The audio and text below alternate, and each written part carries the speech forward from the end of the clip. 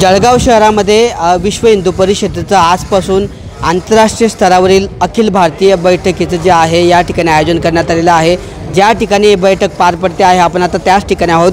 जळगाव शहरातल्या बालाजी लॉन परिसरात ही बैठक पार पडते आहे। आजपासून 5 दिवस ही बैठक या ठिकाणी पार पडणार असून या बैठकीला देशभरातून जवळपास विश्व हिंदू परिषदेचे जे आहे 300 पेक्षा जास्त प्रतिनिधी या ठिकाणी या बैठकीला उपस्थित राहणार आहे।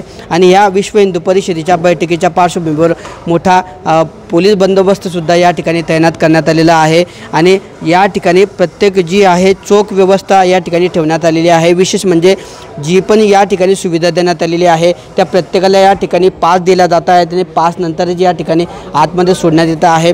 बैठकीच्या ठिकाणी आतमध्ये कुणालाही परवानगी देण्यात आलेली नाही, पत्रकारांना सुद्धा परवानगी नाही।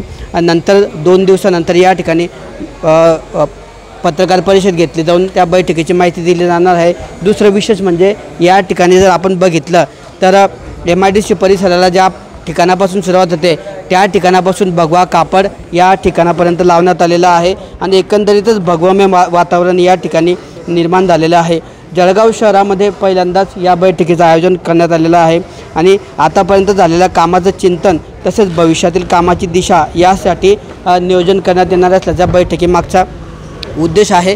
मात्र या बैठकीच्या निमित्ताने जे आहे जवळपास 300 प्रतिनिधी जे विश्व हिंदू परिषदेचे आहे या ठिकाणी आज जळगावमध्ये दाखल झालेले आहेत आणि यामध्ये प्रमुख पदाधिकारी जे आहेत विश्व हिंदू परिषदेचे ते सुद्धा आज जळगावमध्ये दाखल झालेले आहे।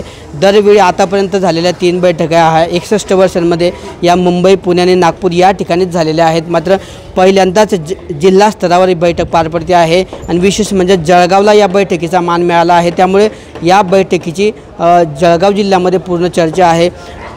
विश्व हिंदू परिषद ही भाजपची संलग्नित संस्था मानली जाते। काही दिवसांपूर्वी राष्ट्रीय स्वयंसेवक संघाचा धरणगाव येथे कार्यक्रम पार पडला होता आणि त्या कार्यक्रमाला देवेंद्र फडणवीस यांची उपस्थिती होती।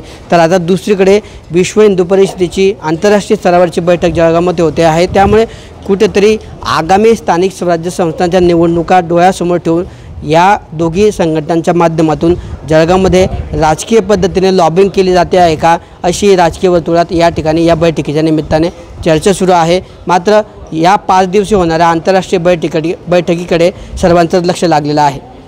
कॅमेरा पर्सन वसीम खान सोबत किशोर पाटील, TV9 मराठी, जळगाव।